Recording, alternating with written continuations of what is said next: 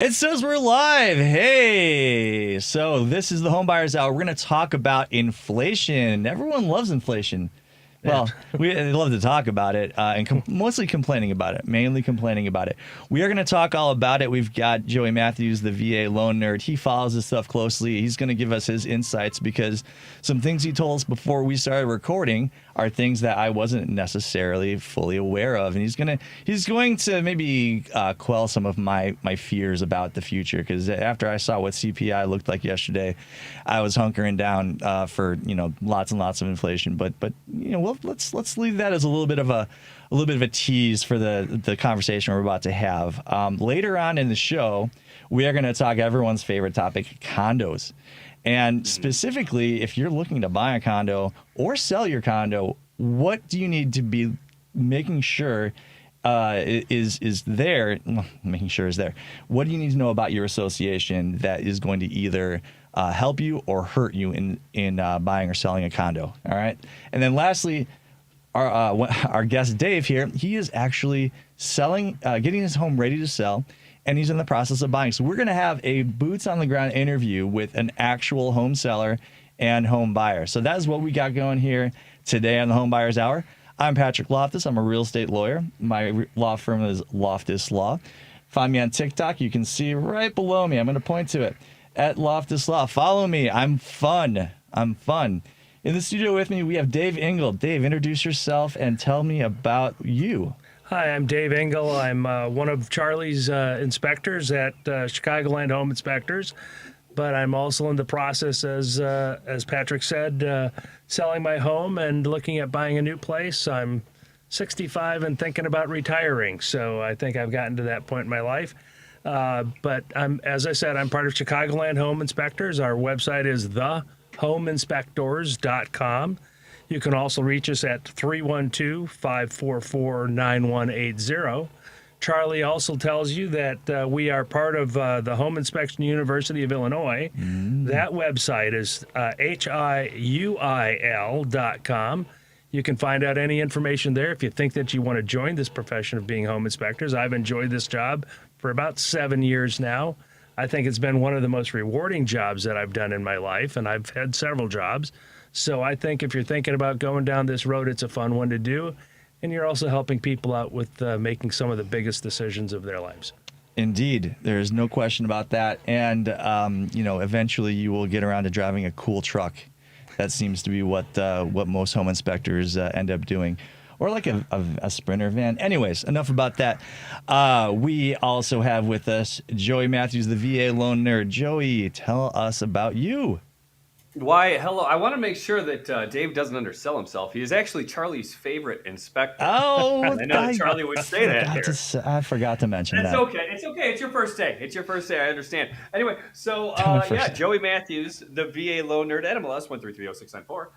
You could find me at thevaloannerd.com. Across all social medias as at the VA loan nerd. You can feel free to call or text me at 630-235-2405. And we're going to talk about some stuff.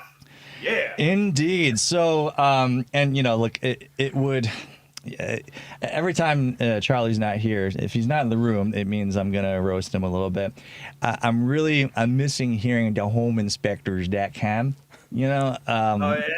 But and it's fine. It's fine. It's only 1 week until I get to hear it again. So, in any event, let's actually talk about something relevant. Joey, I was reading yesterday that CPI, which is one of the indicators that we use to measure inflation, came in higher than expected. And that gave me worry that we were not going to see the Fed reduce the federal funds rate in June, which is what is expected. And something we were talking about before we came on the air is that my worries may be somewhat premature. Can you, tell us about CPI? Tell us what you think. Tell us how the market reacted, and tell us, some other stuff that is important to keep in mind along with the CPI number. All the fun things. No, so the Consumer Price Index, which is your measure of inflation, that's how things are affecting your pocketbook.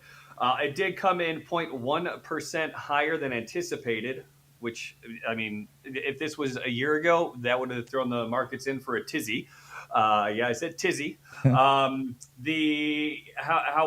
it's still being at a 3.8%. It's still a 2-year low, right? So be positive there. Now, the reason we didn't see a major market reaction is because of how essentially last week we saw jobs come in, right? And jobs came in, quote unquote, hot. They were anticipating 200 jobs added to, and this is from non-farm payrolls. 200,000. They were anticipating 200,000. They ended up with 275,000. Now, the reason that we did not see a big, like, scary jump on anything from that is because the January number, which was originally released at 353,000, was revised down to 226,000.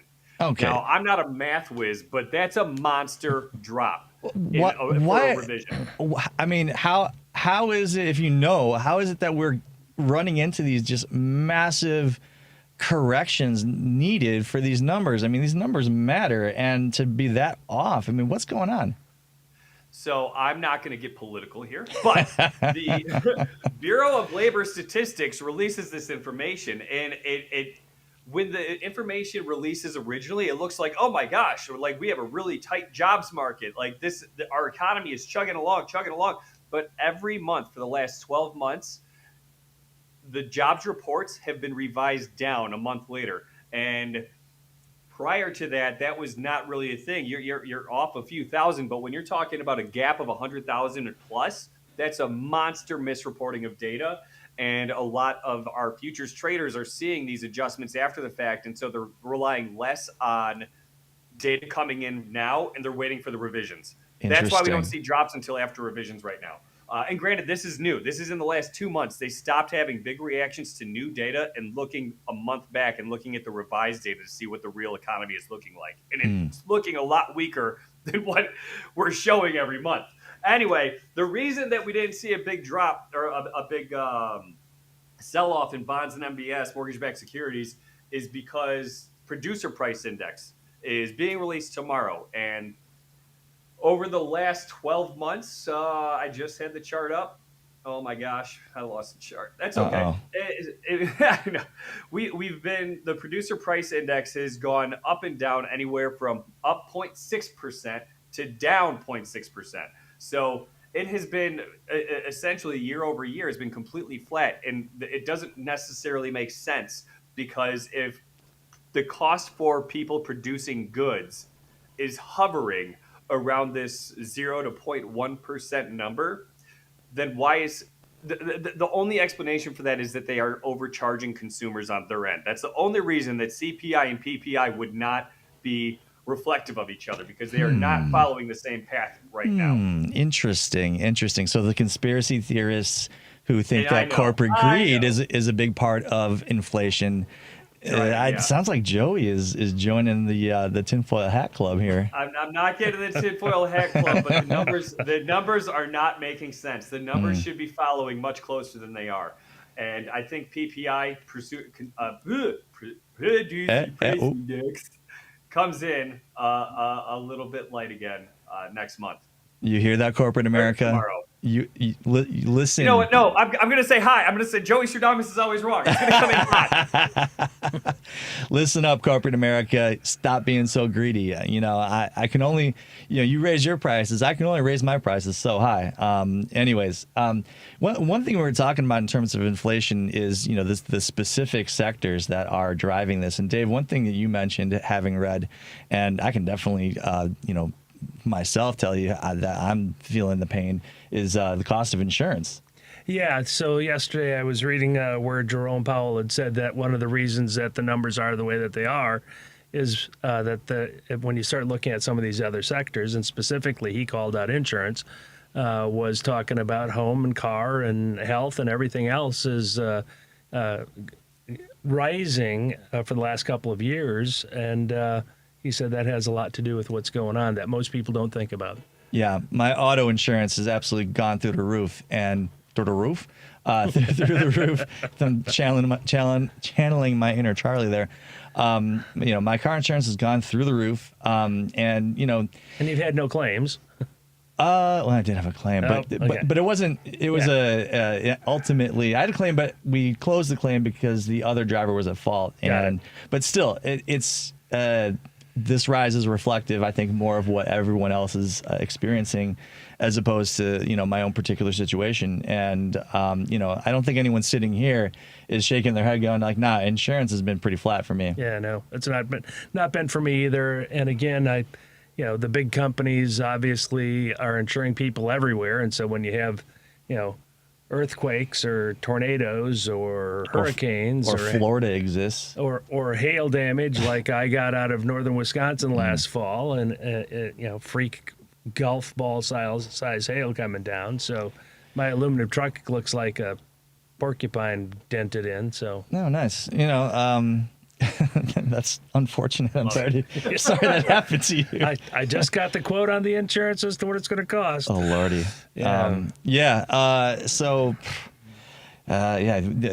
would you like to get political on this? How's your roof doing? Let's not do that. No, I'm home. Joey wants to get in on the roof talk. Yeah, God, no. Yeah, I can't wait to replace it. It'll be a lot of fun. Yeah. Well, he's got that nice Spanish tile roof. It's he's a fancy Dan out there. All right, so inflation still exists. There are reasons not to panic. The market has not panicked, it sounds like, and if PPI does what the Joey Stradamus, as we like to call him, ends up doing. I should stop panicking and freaking out. Does that about sum up how we're feeling about inflation right now? Yeah, I think that we are well on the other end of it. In fact, after the jobs report, people started talking about potential rate cuts again from the Fed in March, and that's premature. It's not going to happen. It's still going to be June, but I definitely still I don't see a way in which the Fed's not cutting in June. Okay, yeah. I was thinking that June rate cut is looking a little bit shaky, but my good pal Joey has really calmed me down a little bit. I feel a little more zen after. That's what I'm here to do, babe. That's what I'm here to do. That's what's Sorry, up. I called you babe on the radio. I don't want to get sued for harassment. I apologize. This is my redaction of my comment, and let's go ahead and get that out of here, Devin, please. Yeah, we'll chop that out for the broadcast. Although we are live to our tens of fans. Although, hey, speaking of our tens of fans, I actually ran into two people that report that they watch and listen to the show. Two of my clients. Excellent. Yeah. What? Yeah. I was, and shout out to the Sanders, the whole clan. I hope everything went well at Apt after the little event we were at. But Well, and I'm here today. Otherwise, I usually end up typing something in on Wednesday mornings for Charlie to react to. So it's like three whole people. Oh my God, I'm nervous. I thought this was just going out into the ether and I could just say whatever I want. But no, that's not true. Oh dearie me. No, that's all right. Hey, you know what? We're someday when we're big important podcasters and I'm just talking about back when I was a real estate lawyer. I'll point to this as where it really, got started. Okay, enough about me and us and our fandom. Let's turn our attention to where are we at? The condos? Condos. The condos. Yeah. So let me talk a little bit about what I'm dealing with lately with condos. And what I think it kind of stems from is we all saw the horrific scenes from Surfside, Florida, where that building just went and fell in on itself. Since then, and certainly it's really coming to a head now. I'm finding issues with the warrantability of condos, and I just used a word there that most people are not going to know what that means. So maybe Joey, can you explain a little bit about what it means for a condo to be warrantable? Yeah, so Fannie Mae, Freddie Mac, FHA, VA, they all put forth, VA is the easiest, but they all put forth their rules for the loans that they will buy. And if that loan has a condo rider on it, then they have to meet Fannie Mae, Freddie Mac, whatever, their requirements. So we go through what is called a condo warrantability, meaning that Fannie or Freddie will be able to buy it based on the documents that they provide, matching the requirements that Fannie and Freddie set forth. in this situation in July of 2023, after well after the Surfside condo collapse, changes were made to the warrantability requirements, specifically around things like deferred maintenance. So there's a bunch of rules they posted. If there are any routine repairs that are not considered critical and still significant, define. Oh my god. Yeah. What? So How do they go about determining critical or I forget the other word you use, but yeah. How do they make that determination? So, well, we have questionnaires that go out, right? And these questionnaires go out to the project association managers, and they have to fill them out to the best of their knowledge. We have to get certificates of insurance, all these wonderful things. If they define any deficiencies in the structure, any unsafe conditions, mechanical inspection reports that haven't been completed in the last 3 years, unfunded repairs that total more than 10,000 per unit. There's a bunch of things that are required for them to answer. For us, every company's going to have a condo review department. For a condo review person to decide whether or not Fannie or Freddie will actually buy the loan, because at the end of the day, that's how the mortgage world works. Fannie, Freddie, Ginnie, they all guarantee loans. They provide more funding, so more loans can be written. If they will not buy the loan, it stays on a servicer's books, and that is not good because but a originating company's books, which is not good because originating companies don't operate with nearly as much money as the federal government. If they can't sell it, it hurts their ability to write more loans. So if they don't believe that it will be able to be sold, they will not write the loan. And let me just interrupt you for a moment. So to my understanding.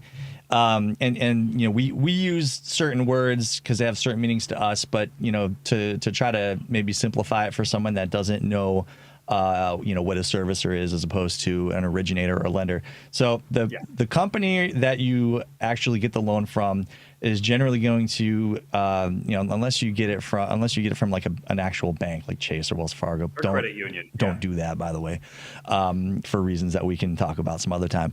But if you get it from let's say neighborhood loans, one of my favorites, they're pretty good. They're typically just going to originate loans, which means that they loan the money, and then once that loan is made, they will take that loan and sell it to a company. It's a quasi-governmental entity, but let's just call it a company because that's a word that is a mouthful. They sell it to Fannie Mae or Freddie Mac. Okay. And then that gives them additional money to then make future loans. They typically are not in the business of what's called servicing a loan. Servicing a loan is just basically collecting the money and all of the things that surround the actual, maintenance of the loan on the lender side of things. And then ultimately whoever ends up owning the loan, that's where Joey has talked about mortgage-backed securities. They take a bunch of loans, they put them together, and then they sell them to, a big institutional investor like CalPERS or, whatever. I don't know if I demystified that or if I made things more complicated. But the point is that in order to sell those loans on, which is the plan, instead of holding on to it, they have to be able to say to Fannie or Freddie that this loan meets all of your requirements to purchase, because Fannie and Freddie, they're not going to sit there and evaluate each loan on its own merits. That would completely bog down the process, and it just wouldn't work. So they're just looking to see that you checked all the boxes, and as the originator, you need to have checked all the boxes. And if you didn't, now you're also a servicer, which is not part of your business plan, and it's going to cost you a lot of money. Did I fairly sum up that? I liked it. I think that was much better than what I did. No, I mean, look, Joe, you're here to provide the expert analysis when it comes to the loans, and that's the reason that you're describing things the way that you do.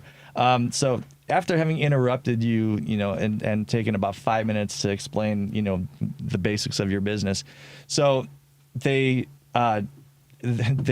changed the rules as far as what Fannie or Freddie will accept in terms of a condominium. So please continue from wherever I interrupted you. So, I mean, essentially what we can just say, very layman's, is if the project has significant deferred maintenance or if there's outstanding issues that are still due at over 10,000 per unit. I'm sorry, this is so much information. Sure. I mean, Then, and it's fine. Ultimately, I think the takeaway here is going to be that the requirements are very stringent, much more stringent than they were before. But please continue. no, long story short, if you are buying a condo, Fannie and Freddie want to make sure that they're not going to be dealing with a collapse again, right? That's because there's no such thing as being proactive in this industry. It's all about being very reactive. Right. And then you establish all these rules after something terrible has happened, right? So it's it has created more issues with warrantability, and a lot of project managers, when this all started happening, they were freaking out, like, wait, what happened? Because they don't pay attention to what Fannie and Freddie say. They Right. just go by, they don't do anything until they realize that they're no longer warrantable. And that's why in the last 2 years, so many condos have seen special assessments for repairs that just came out of the blue in people's eyes. But it's so they can get the condos back up to a warrantable status. Yeah, I'm definitely seeing a lot of that just in my own practice. And, we're just running into a lot more issues. For example, I had a transaction that couldn't proceed last year because there was a mechanics lien on the condominium.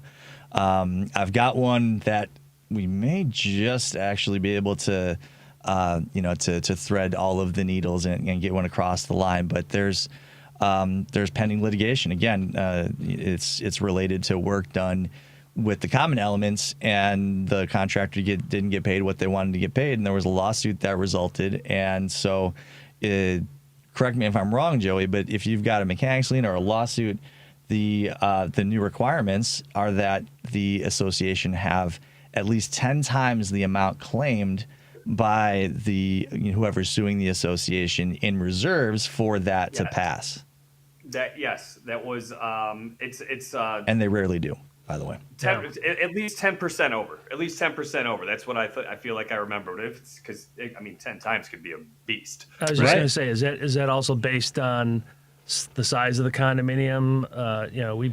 We call condos here some 3 flats are essentially condo associations, and then you've got the super high rises that have hundreds of units in it. So, are they putting any sort of guideline as to above this number, below this number, or is it all? Joey, do you treat different size condo associations differently, or do they all more or less have the same requirements? Yeah, it's why they work off of a percentage base, because then it's applicable across the board to anybody.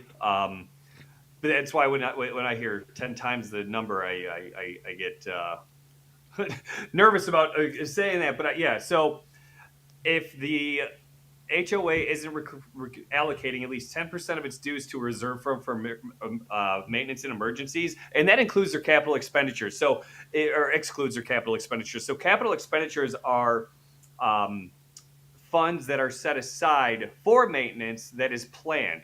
You have to have additional 10% reserve for crap happening, right? For the unplanned.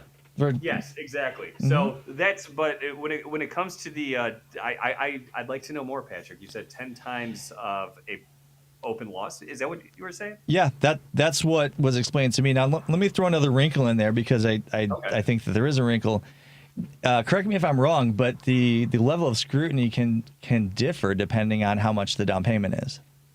Yeah. So if you're putting 10% or more down, then unless in Florida it's different. You got to put more down in Florida to get a limited review. Florida just is different. Yeah. But you can go through a limited review process if you do more than 10% or 10% or more. If you're doing less than 10% down, then you got to go through a full condo review. That includes full review. Oh my gosh, I will get the document list up, but there's a lot to it. It's a lot more. You're going to see more warrantability issues when you're putting less than 10% down, just because there's so much more that gets reviewed. That's very interesting. I guess they just think if the buyer's got more skin in the game, then they're willing to accept a little bit less scrutiny, which is always interesting to see. I mean, somehow less risk.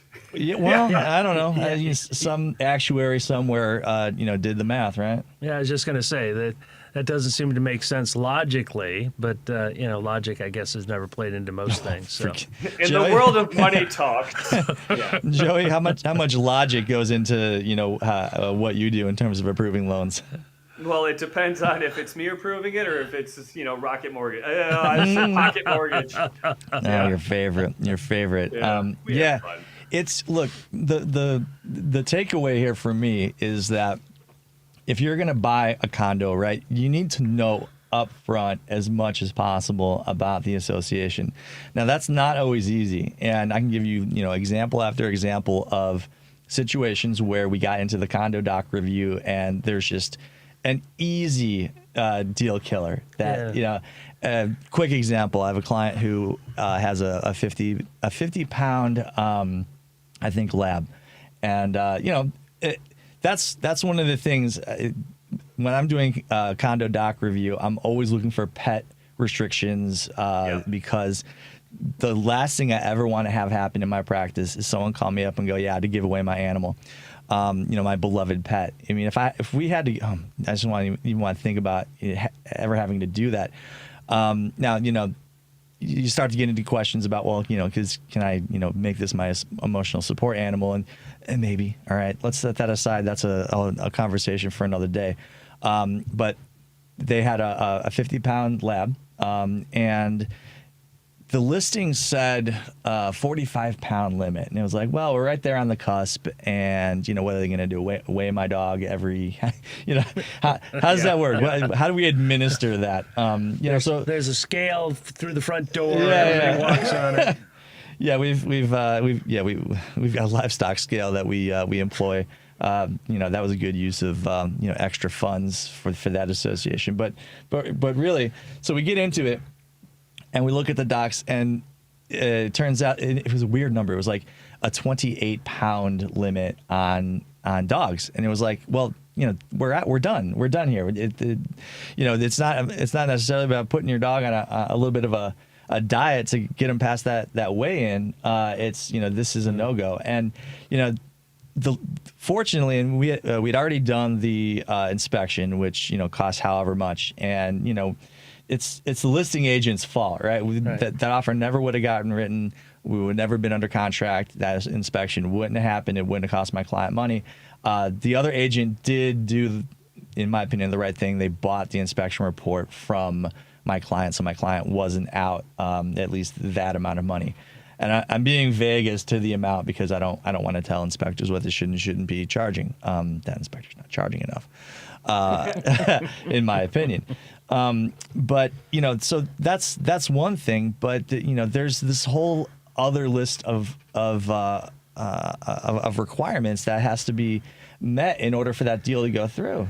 Yeah, it's amazing. I've actually had a couple realtors in the past try to take me aside when I was having a discussion with a first-time home buyer, a young couple moving into a condo type situation, and don't tell them that, and had no information about what they should be asking for, and so I basically end up saying, I'm going to take my home inspector hat off because this technically isn't home inspection, but this is something that you're going to want to consider when you're looking at buying in a place like this. Is you're going to want to get as much information as you can. Mm-hmm. What are their reserves? What is the next big planned expenditure? What was the last big expenditure that they just spent money on? How do they handle special assessments? What are the governing guides as to what you can or can't do in a unit that you're buying that you think, well, it's mine, I can do anything? That answer is typically no. So, well, no doubt about that. And that's definitely part of I scrutinize those documents. I mean, I don't read them line for line because I don't have hours and hours to read an 80-pound condominium declaration and bylaws. But those Control F is a wonderful function, right? Well, the things I'm really trying to look for from just from the go. We want to look at pet restrictions. We want to look at, are there any rental restrictions? Anything in the rules and regulations that is going to be a no-go for the client. If they absolutely have to have their, green egg charcoal grill on the on the wood balcony, well, you can't in Chicago, but that's something we need to know. And really, if to all the real estate brokers out there who are listening, I would really like to normalize getting the condo docs and disclosures during the listing portion. And I know it's an expense. I know they charge way too much. Trust me. I'm completely on board with that. The state of Illinois tried to limit how much they could charge to $375, and all they did was unbundle everything and charge for this is the condominium documents and disclosures. Oh, and the paid assessment letter is another charge. So it didn't do anything. We'll see what happens with that if they try again, or if there's a lawsuit. But anyways, I'm jumping around here a little bit. So the point is you need to have your pencil sharpened when you are going into a condo purchasing situation. You may even want to in the part of the process where you're consulting with your lender with the pre-approval and stuff, Joey, what are you able to do? Are you able to look to see, is there a list of condos that are already deemed unwarrantable, or what value can you add to that to maybe steer someone out of a situation that's going to be a result in a fail? So the only thing that I don't enjoy, I can do that with VA, I can do that with FHA, right? Mm-hmm. I can. With Fannie Mae and Freddie Mac, I do not have the ability to go through and see what has already been warranted and what would need updated review. I know that Fannie Mae does have what's called a PERS approval, and I am pulling up exactly what PERS stands for, unless you know it. I know. That's your job. All right. It's okay. Very easy. Project Eligibility Review Service. So Fannie will post the associations that are already approved. Which can streamline the process. Then we're collecting just insurance and we're good to go, right? So it's a lot like VA, right? So it's already approved by Fannie Mae and it's in their condo project manager.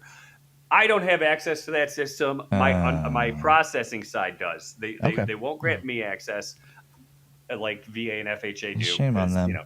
I know, right? But if something is already approved by VA or FHA, I think, correct me if I'm wrong, but that would lead me to maybe not the conclusion, but the idea that I'm in pretty safe territory. Generally, I would agree with that. I would agree. Yeah. So I mean, honestly, when you go through and you're making that phone call to the listing agent after your buyer has submitted the offer, I mean, adding in there, by the way, my processor tells me that the condo is already approved as warrantable. I mean, that would be something I would want to hear as a listing agent, because not every lender is going to be able to say that with truth, right? Yeah, correct. I wish that I could get access to it provides a level of comfort, because at least because there's a lot of lenders that just flat out don't know how to do condos, right?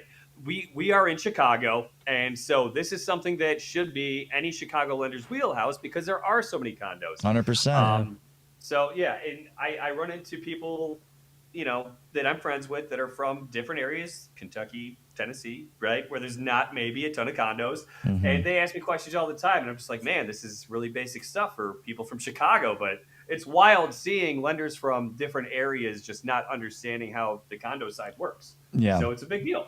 Yeah, they've only, their bread and butter is lending in platted subdivisions that were built in the past 20 years that are, pretty cookie cutter, pretty much, not a lot there to confuse the process, I would imagine. Yeah, no, it's Honestly, it's not even terrible. It's so hard to describe why it's so easy, and other people just don't get it, man. Like it's just, yeah. I'll tell you I what. got nothing. Yeah, It's all in what you're used to. It's what your wheelhouse is. Exactly. If that's not your wheelhouse, you're not an expert. hand those over to Joey. Everyone out there who's listening, and if you are in the mortgage business and you're like, oh man, all this doesn't ring a bell at all. You just throw that file over to Joey and work on what you're used to working on is what I would say. All right, let's take a pin in that one because I could talk condo all day, and it's early on a Saturday for some of you, and if you're not already asleep from condo talk, then that's great. I really appreciate you. Let's go as Charlie would is fond to say. Let's go around the horn. I'm Patrick Loftus. I'm a real estate lawyer. If you're buying or selling your home, get in touch because I can help you. You can find me on Instagram at Loftus_law. If you're listening and not watching, that's LOF like Frank, T like Tom, US_S like Sam _law on Insta, and then I'm at Loftus Law on TikTok. Follow me and DM me all your questions. Dave, what about you? Excellent. Thanks, Patrick. I'm with Chicagoland Home Inspectors. Charlie Bellefontaine is the owner. He'll be back with us next week. Chicagoland Home Inspectors. If you end up looking at the website, it's thehomeinspectors, plural.com. Our phone number is 312-544-9180. We are also part of Home Inspector University of Illinois. That website is hiuil.com. If you're thinking about becoming a home inspector, go out to the website, take a look at it. You can also go to thehomeinspectors.com website, and there is an education tab there that will give you a bunch of information of what you need to do to become a home inspector. It's a very rewarding field, and I've enjoyed being in it for 7 or 8 years. And that's what's up. And in case there was any question whether or not I actually managed to get us on live, we do have a message from a Facebook user, but they called him Charles. I always get a laugh when people call Charlie Charles because it's like, who's Charles? Oh yeah, that's his real name. Yeah, I'm gonna let you in a little secret. In my real life, in my personal life, people call me PJ. And so when people who know me as PJ hear Patrick, they're very thrown off. So I reckon it's the same for Charlie. When he hears Charles, he's just like, what? I think there was 6 or 7 Daves in my grade school, and so to this day, one of them is still known as DJ because it was his first initial, middle initial, and everybody calls him DJ for 60 years. Yeah, I mean, it's just what I've always gone by. But Patrick is sounds more professional. At least that's what I thought. Anyways, Joey, what's up with you? Tell us about who you are and how to reach you. I was today years old when I decided to start calling you PJ. Anywho, so Joey Mathews, the VA loan nerd. I'm a huge fan of VA loans. You can find me at thevaloannerd.com or across all social medias as at the VA Loan Nerd. You could also go ahead and call or text me at 630-235-2405. Yeah, that's what's up. What were you gonna say? No? Okay. Nope. Was that who's gonna say something? What was it? This is scintillating radio, guys. Is it your turn to talk? My turn? Okay. I'm gonna take the reins here, and I'm gonna say it's my turn to talk. And so, Dave, we've got, Joey. What I didn't realize, and you already knew, but I've found out is that Dave is actually about to become a home seller as well as a home buyer. And that is something we have not had on the show, at least not since I've been involved. And, we talk about these folks in the abstract so often. Home buyers are thinking this, home sellers are thinking this. And, we don't really, we've not had the ability to actually ask a real life home buyer and home seller what it's like. So let's start on the purchasing side. I know, Dave, you've made a couple of offers on places. Tell me what it's like right now. So, I'm actually looking at moving out of the area, which is making the process a little more difficult. I'm looking at buying my next phase of life retirement house up in northern Wisconsin, which is about 5 hours from where I live. So that's challenging in the fact of, you're doing an awful lot of, I am working with a realtor up there, but you still do your own looking on those Z sites and R sites and that sort of stuff to see what's showing up. And then Facebook Marketplace. Yeah, exactly. And then Craigslist,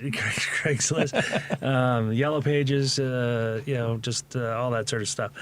But so I can't tell you how many times I've, literally drove up in the morning, looked at a place for a couple hours, and then turned around and drove back that same day. And that was getting to be a bit much. So then I was using my realtor up there to do the initial look. The problem with that in this type of market is that, typically he said that, a year and a half, 2 years ago, he would have anywhere from 100 to 125 listings every day in a small town, Rhinelander, Wisconsin. It's not large. But he said for the last 6 months to a year, it's like 5 to 10 a day is all that he has for inventory to be showing people. And so you're competing against second home people, vacation home people, absolutely. That market, it's northern Wisconsin. You think small town, but Rhinelander has got a fairly robust tourism industry. Absolutely. It's nearby Eagle River. Have you ever been to one of those semi-pro hockey games up there? Absolutely. Oh, all right. I'm gonna take this in a direction that it doesn't need to go. It's a blast. If you ever, you think to yourself, we don't have time, we don't have the money, we don't have the time to fly somewhere, for vacation, but you just want to get away. The North Woods, underrated.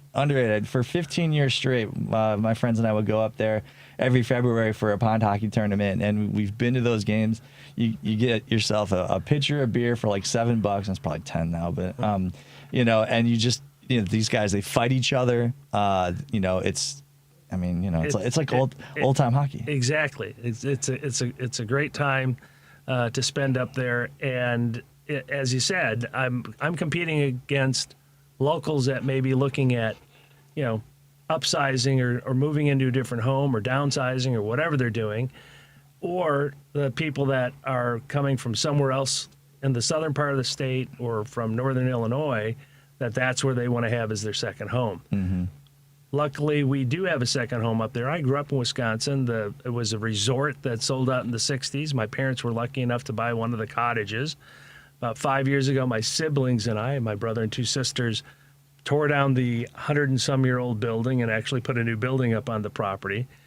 But I can't retire there because it's owned by the entire family. I do have the benefit of what I've decided to do, instead of running back and forth all the time, is I am going to sell my house here in Illinois. I'm going to move to the cabin. The family said that I can do that for 6 months to a year, and then be a local person and hopefully a cash offer person, because I've lost 2 places that I've made an offer on, and somebody ended up coming in and said, I've got a cash offer, and go with that. So that's my new strategy going forward. Okay, so you've had to make some significant compromises or adjustments in order to just feel like you can get in the game. Correct. I mean, that sounds like a lot. Well, it's not fun. It's definitely not fun. And again, I'm a home inspector, and I keep on telling my clients to take emotion out of the process.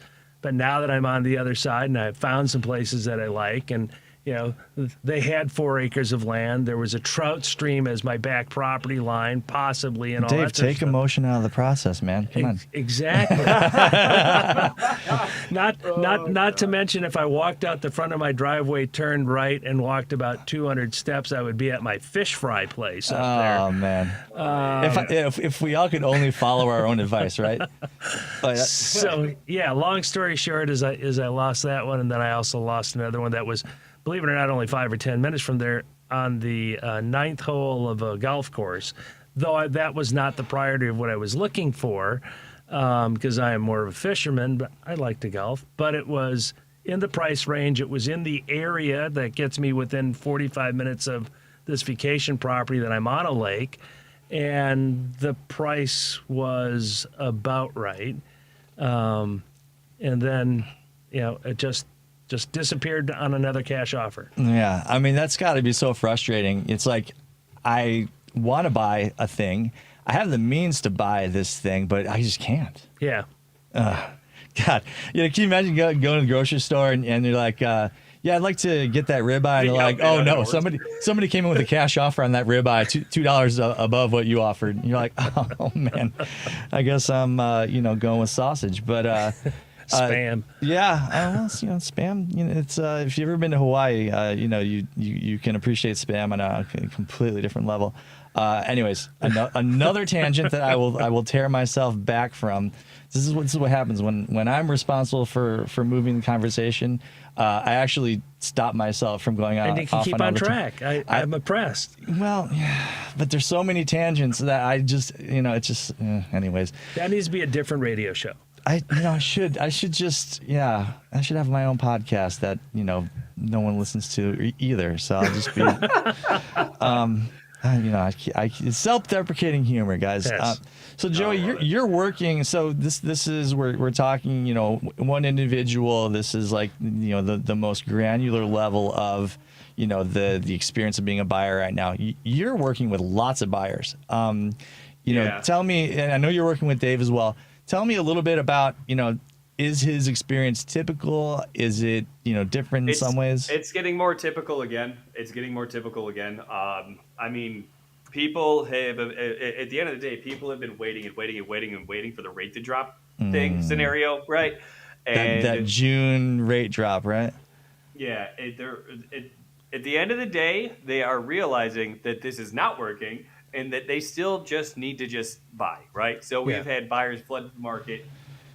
Since Monday of last week, I have now 17 contracts. A few have already canceled based on inspection, which I always anticipate. But I know that they're planning to go right back under contract. So the market is heating up significantly. I have definitely had a lot of clients that have lost out to cash offers. What percentage would you say? I know you're writing a pre-approval letter for each offer that goes out. Like how, just guesstimate what percentage are getting accepted. Oh my gosh.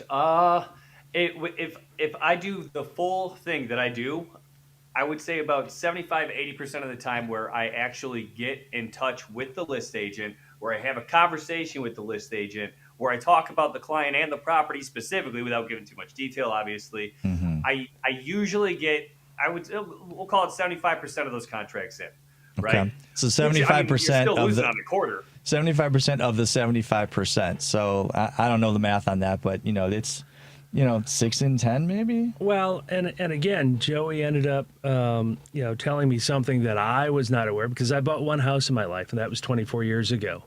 I was not smart when working with him at front, and quite frankly, it was listening to one of these radio shows within the last couple of weeks where he basically ended up saying, where he chimed in, the light bulb came on for me, that he's rewriting an offer letter for every individual offer versus taking the one that says I can qualify for this much and sending that on to the next one. So the cash offer, and that was after that last cash offer that I lost, that the light bulb came on when, and I called him up. I was listening to the show and I texted him and I said, as soon as you're off the show, we need to talk.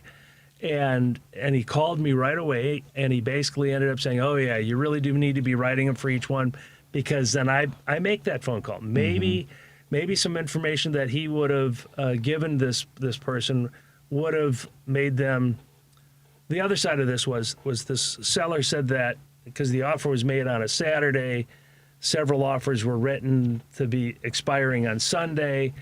I said I still wanted to do a visual look at the property versus just truly a sight unseen, and he accepted that I could do that. And then all of a sudden he changed his mind and said, we have this. But if Joey had already maybe given some more information that I was worthy, then maybe he wouldn't have backed out on his acceptance. Because at that point I was the high offer. Let me just say a couple things. Number one, ladies and gentlemen, if you are not listening to this program, you are missing out on some key strategies to have your bid accepted. Number one, because listen to Dave, and tell your friends, tell all your friends that they're going to have a better understanding and opportunity to be successful in the real estate market if they listen to the HomeBuyer's Hour. Right. Number one. But number two is that I think what you Joey's laughing at me, and understandably. Number two is that it's important to understand in these multiple offer situations, the margins are razor thin here. Okay, the difference between your bid being accepted and another bid being accepted was a matter of the source of funds, right? Right. Even though you had the higher bid. Now, imagine a scenario where there's not a cash buyer that comes in, and it's two more or less equal offers that come in, and you've got Joey making that phone call, describing, in his own words, what makes you attractive as a buyer and how solid your financing is, as opposed to another lender who is just issuing a pre-approval based on a bunch of stuff that you typed in, and and they're a big national lender. Who wins that bidding war, right? So ladies and gentlemen, you need to be making sure, number one, you listen to the show, but number two, even if you decide not to hire Joey, which that's your fault, that's your problem, not ours, but you make sure that whoever you are selecting as a lender is absolutely going to do that. I wish we had more time to talk about you on the sale part of it. I know you're doing some renovations. Maybe briefly, this is the classic Charlie asking a 10-minute question with 3 minutes left. But what criteria are you using to select which work to do and which not to do? So I do have a broker realtor on this side that I've had a couple conversations with. Somebody that I have worked with on several inspections for his clients. Have they been on the show? They have been on the show. Yeah, nice. And so I basically ended up saying, this is the region that I'm in. This is what I'm looking at. I'm in a 3-bedroom, 1-bath house. It's not a large listing and all that sort of stuff. And it's a small home. And so I basically said, I think when I show this, I want to have all the furniture out to make it. This is the 960 square foot and you were wondering about. Absolutely. And you're the one. I'm the one. I told you I write in. That's why. Hey, listen, guys. So yeah, don't clear out the house. It's not going to make it more attractive. Absolutely. Right? So that was some great advice that I got from that. And so the bottom line is I'm listening to my broker. I'm not pretending that I know exactly what to do just because I've been through hundreds and hundreds of homes and I've seen them empty and I've seen them staged. Take the emotion out of it, Dave. Absolutely. So, all right.